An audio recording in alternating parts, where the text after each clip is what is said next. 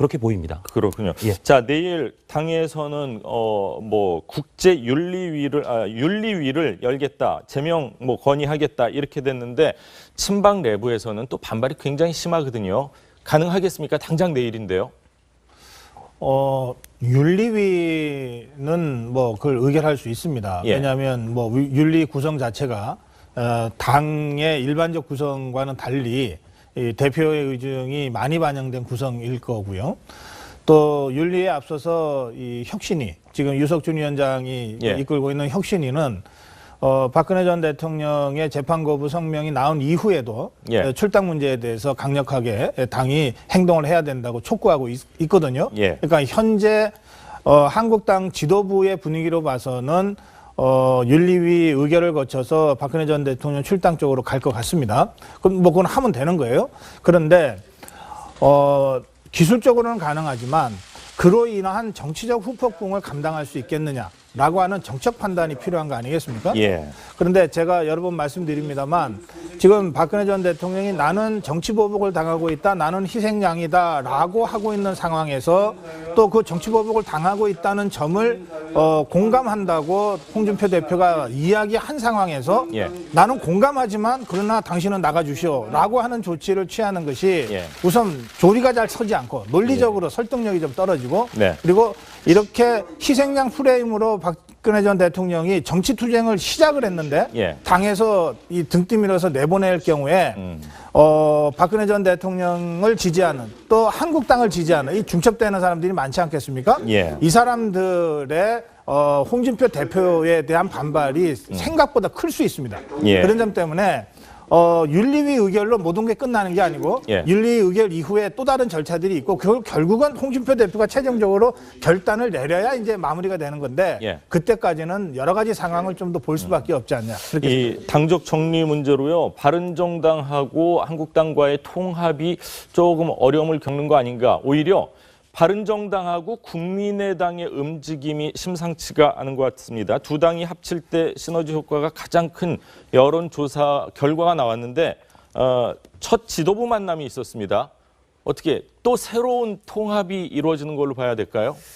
아무래도 그럴 가능성이 높아 보입니다. 사실은 이제 통합을 한다라고 한다면 양당에게 굉장한 그 어떤 시너지 효과가 있어야 된다라고 보고요. 그렇죠. 그러한 시너지 효과라고 하는 것은 결국 국민적인 어떤 지지 그리고 그 국민적 지지를 이어받아서 내년 지방선거까지 성과를 내야 된다라는 당면 과제를 해결하는 어떤 그런 목표가 있기 때문에 아마도 이 여론 지지가 굉장히 높은 쪽으로 통합의 방향이 흐를 수밖에 없다라고 보이고요. 예. 현재 바른정당의 구성을 보게 되면 사실은 뭐 지금은 통합파가 굉장히 통합을 이끌어가는 어떤 그런 모습 처럼 보이지만 유승민 대표를 또 중심으로 한 자강파의 힘이 굉장히 또 세고 현재 의원직을 가지고 있지 않지만 바른정당 외에 있는 원외위원장이나 이런 분들도 사실상은 그 자강을 하겠다. 독자적으로 홀로 서겠다는 의견이 세기 때문에 예. 아마 바른정당으로서는 어떻게 보면 오히려 국민의당과의 통합을 더 염두에 두는 쪽이 굉장히 또 많다라고 보입니다. 예. 그러나 이제 국민의당은 좀 상황이 좀 복잡하다라고 보이는데요. 사실 국민의당의 의원들 대부분이 전부 다 호남에 몰려 있는 상황인데 예. 호남 같은 경우에는 과연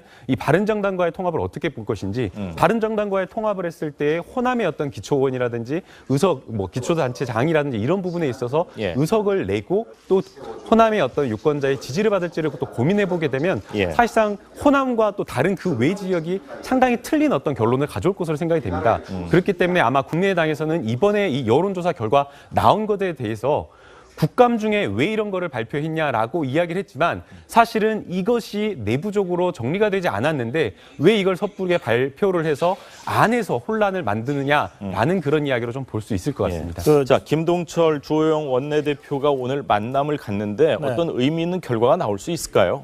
그 좀 여러 가지 재밌네요. 예. 그러니까 국민의당의 김동철 대표나 바른정당의 주호영 대표가 굳이 따지면 예. 이 두 당 모두 통합파가 있고 자강파가 있는 셈 아닙니까? 그렇죠. 그럼 두 사람 다 통합파 쪽에 가까운 사람들이에요. 예. 그런데 김동철 대표는 이때 통합을 얘기할 때는 민주당과의 통합을 얘기하는 것이고 주호영 대표의 통합은 예. 한국당과의 통합을 얘기하는 거 아닙니까? 그렇죠. 그런데 막상 국민 여론은 이쪽의 통합보다는 바른정당과 국민의당이 통합할 때 더 지지율이 높아지는 걸로 나오잖아요. 뭐 지지율로 따지면 거의 20% 가량이 상승하니까요. 자, 예. 그렇다면 어떻게 됩니까?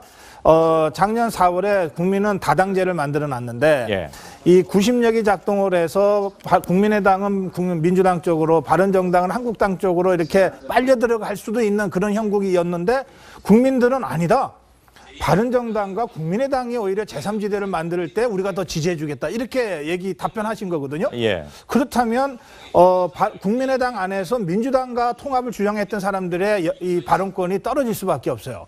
그리고 바른정당에서 한국당과 함께 하자고 주장해 왔던 사람들의 그 발언도 약해질 수밖에 없어요. 오히려 두 당의 자강파가 발언권이 강화되면서 우리가 독자적으로 자강하기 어려우면 서로 비슷한 국민의당과 바른정당이 합쳐서 자강을 하자. 예. 그래도 삼당 구조라고 하는 다당제, 예. 국민이 만들어주신 다당제는 우리가 발전시켜갈 수 있지 않냐. 이렇게 되는 거거든요. 그러니까 그런 점에서는 한국당 중심의 어떤 재편 구도, 또 민주당에서 아마도 고민됐을 민주당 중심의 재편 구도에 예. 강력한 도전 요소가 나타났다. 그런 점에서 이 여론조사는 굉장히 중요한 여러 가지 의미를 갖습니다. 이런 여론조사 자체가 처음에는 뭐 비밀리에 비공개로 했다고 하는데 이렇게 밝혀진 거는 어떻게 보면 안철수 대표가 두 당에 합쳐지는 거에 대한 긍정적인 신호라고 봐도 될까요? 안철수 대표가 깜짝 놀랐다는 거 아닙니까? 예. 국민의당 지도부도 다들 놀랐다는 거 아닙니까? 오히려 박지원 대표는 박지원 전 대표는 왜 그런 걸 했냐 뭐 그러니까 이렇게. 예. 당연히 이것은 자강파에 힘을 실어주는 여론조사니까 자강파 쪽에 있는 안철수 대표나 또는 바른정당 쪽에도 유승민 의원한테는 이게 굉장히 큰 힘이 되는 거니까 당연히 어떤 형태로든 언론을 통해서 공표되는 걸 내심 원하고 있을 겁니다. 예, 과연 어느 형태로 통합이 이루어질지 계속해서 지켜보도록 하고요. 자, 연일 뜨거운 문제죠. 헌법재판소 이야기 짚어보겠습니다. 어제 문재인 대통령이 유남석 광주고등법원장을 재판관 후보로 지명을 했습니다. 이제 구인 체제가 완성이 됐는데 이와 관련해서 야당에서는 역시 또 꼼수다, 편법이다 이런 얘기가 나오고 있죠. 예, 그렇습니다. 정확히는 구인 체제가 아직 완성이라고 100% 말할 수 없죠. 예. 혹시 인사청문회 과정에서 낙마할 수 있으니까 예. 유희정 재판관 후보자가 그랬듯이. 그러나 지금까지 나오는 걸 봐서는 낙마의 가능성이 있을 그런 스타일은 아니시고요. 국회 동의는 필요 없는 거죠? 동의는 필요 없습니다. 예. 그러니까 이게 참 헌법재판소 재판관이 예. 9명인데 9명 중에 3명, 국회가 지명하는 3명만 국회 인준 절차를 거치게 돼 있고 예. 대통령이나 대법원장이 지명하는 헌법재판소 재판관은 필요 없습니다. 예. 청문회만 거치면 됩니다. 그런데 왜 야당에서 편법 논란이 나오느냐? 저번에도 말씀드린 것처럼 헌법재판소장의 이 지명, 임명에 관한 헌법과 헌법재판소법이 모호하게 좀 돼 있긴 합니다. 예. 헌법재판소의 소장은 대통령이 헌법재판소 재판관 중에서 국회의 동의를 얻어서 임명한다고 돼 있거든요.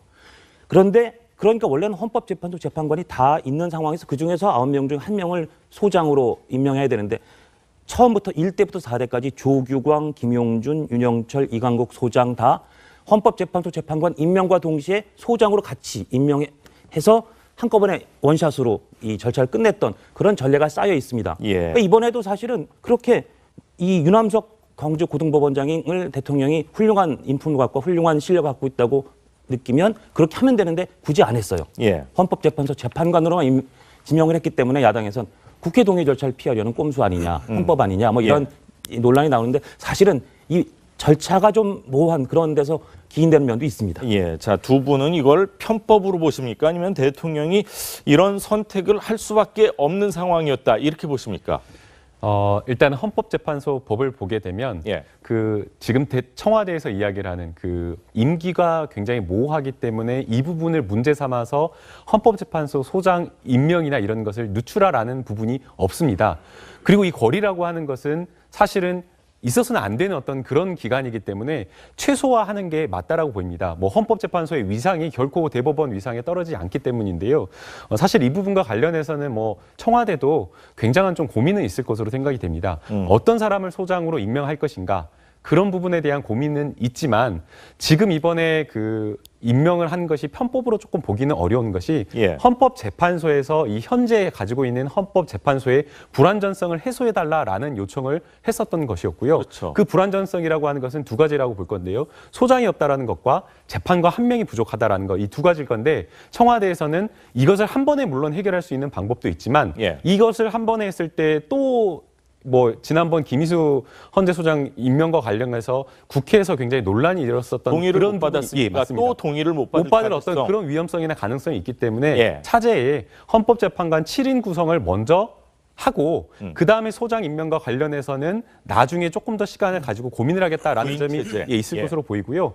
그다음에 이 부분과 관련해서도 어느 정도 시간이 걸릴 것이냐라는 그런 고민이 있을 텐데 2개월 정도 임명까지 어떤 그런 시간이 소요된다라고 하면 청와대로서는 그 시간 동안 고민을 하고 국민들에게 이 재판관이 훌륭하다라는 부분을 충분하게 알리고 이해를 구할 수 있는 시간을 벌 수 있기 때문에 아마 그런 고민에서 이런 결정이 나온 게 아닌가 생각이 듭니다.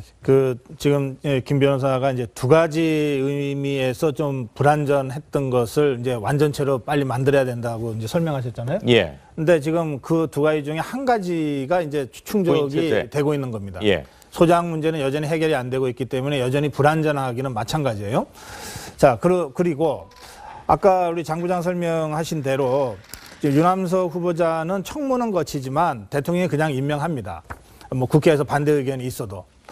그런데 만약에 이 유남석 후보자를 소장으로 동시에 임명하면 국회 동의 절차를 거쳐야 되기 때문에 여기서 낙마 가능성이 생겨버리는 거예요. 그러니까 일단 안전하게 가겠다는 것이고요. 근데 청문을 하지 않습니까? 제 생각에는 그래요. 사실 유남석 후보자를 그냥 소장으로 임명하면 임기 예. 문제가 지금 현행법의 미비에도 불구하고 해결이 됩니다. 그렇죠. 6년 됐죠. 예. 예. 그래서 일단 청문을 거쳐서 국회 동의 절차를 필요로 하지 않지만 어쨌든 청문을 거치면 국회의 의견 분포들이 확인이 돼요. 검증이 되겠죠. 그렇죠. 예.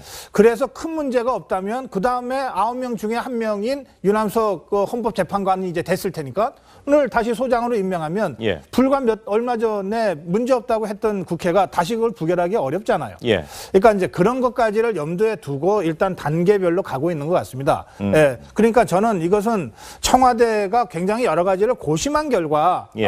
이런 방법을 선택한 것이고 그래서 편법으로 보일 수 있는 거죠. 그러니까 야당에서 아니 완전체로 하려면 소장 임명까지 같이 하면 되는데 왜 예. 그러냐라고 문제 제기할 수 있어요. 예. 그러나 동시에 청와대가 이번에도 또 낙마를 하면 이것이 좀 심각해진다. 그렇죠. 최대한 안전하게 두드려 보면서 가자라고 판단해서 이렇게 단계별로 가는 것까지를 예. 뭐라고 하기는 좀 그렇다. 청와대의 고충도 좀 이해해 줄 만하다. 저는 네. 그렇게 말씀드립니다. 유남석 후보자를 소장으로 또 한 번 임명을 하게 되면은 또 한 번의 청문회가 열리는 거죠. 그때는 이제 본회의가 필요하죠. 본회의 본회의가 의결까지 필요하고, 필요하죠. 예. 예. 청문회도 또 해야 됩니다. 예. 청문회도 그러나 또 해야 되는 거죠. 왜냐하면 김희수 그렇죠. 소장 같은 소장 대행도 재판관 될 때 청문회 했었지만 물론 예. 시간이 흘렀지만 소장 지명했을 때 또 청문회 했거든요. 그러니까. 청문회를 2번 해야 돼요. 불과 한두 달 전에 크게 문제없이 청문이 통과된 사람이 소장이라고 해서 안 된다 이렇게 하기가 어렵잖아요. 예, 그러니까 그런 점들까지를 전 염두에 두고 예. 안전하게 가는 방식을 청와대가 선택했다 이렇게 예. 저는 해석합니다. 네, 박근혜 전 대통령 오늘 재판이 어떻게 될지도 계속 지켜봐야 될 것 같고요. 헌재 소식도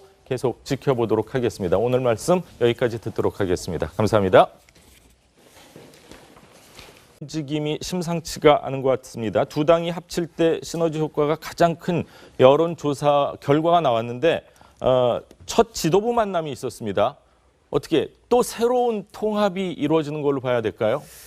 아무래도 그럴 가능성이 높아 보입니다. 사실은 이제 통합을 한다라고 한다면 양당에게 굉장한 그 어떤 시너지 효과가 있어야 된다라고 보고요. 그렇죠. 그러한 시너지 효과라고 하는 것은 결국 국민적인 어떤 지지 그리고 그 국민적 지지를 이어받아서 내년 지방선거까지 성과를 내야 된다라는 당면 과제를 해결하는 어떤 그런 목표가 있기 때문에 아마도 이 여론 지지가 굉장히 높은 쪽으로 통합의 방향이 흐를 수밖에 없다라고 보이고요. 예. 현재 바른정당의 구성을 보게 되면 사실은 지금은 통합파가 굉장히 통합을 이끌어가는 어떤 그런 모습처럼 보이지만 유승민 대표 이렇게 희생양 프레임으로 박근혜 전 대통령이 정치 투쟁을 시작을 했는데 예. 당에서 이 등 뛰밀어서 내보낼 경우에 박근혜 전 대통령을 지지하는 또 한국당을 지지하는 이 중첩되는 사람들이 많지 않겠습니까? 예. 이 사람들의 홍준표 대표에 대한 반발이 생각보다 클 수 있습니다. 예. 그런 점 때문에 윤리위 의결로 모든 게 끝나는 게 아니고 예. 윤리위 의결 이후에 또 다른 절차들이 있고 그걸 결국은 홍준표 대표가 최종적으로